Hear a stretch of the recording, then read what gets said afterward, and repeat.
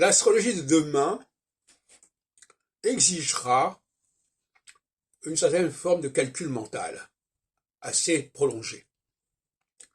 La plupart des astrologues, ils ne connaissent absolument pas les positions planétaires.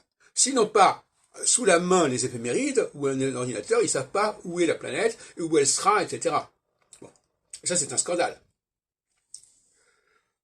Il faut être capable, en astrologie, de faire deux choses. D'une part, de savoir où est telle planète, en l'occurrence Saturne, parce qu'il ne faut pas demander aux gens de savoir la position de X planète.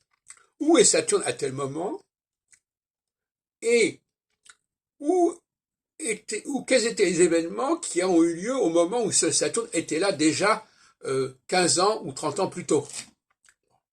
Donc ça demande un bagage historique, sociologique important, et ça demande aussi une comptabilité finalement assez basique, capable d'aller de 7 ans en 7 ans, etc.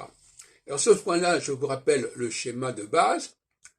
Si on prend par exemple depuis 63, par exemple, ça fait 60 ans.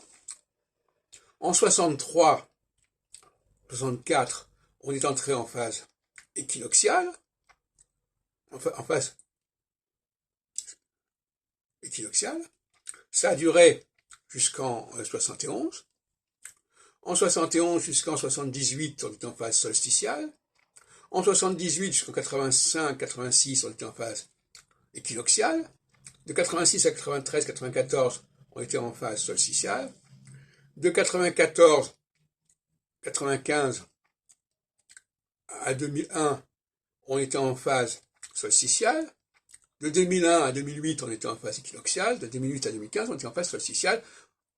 De 2015 à 22, on était en phase solsticiale. Et maintenant, on rentre en phase équinoxiale. Bon, ça, c'est un bagage absolument incontournable. C'est pas compliqué. Il faut que vous ayez dans la tête ces trucs-là, et que chaque fois aussi, là je ne le ferai pas maintenant, vous vous disiez qu'est-ce qui s'était passé à ce moment-là. Par exemple, en France, quel a été le gouvernement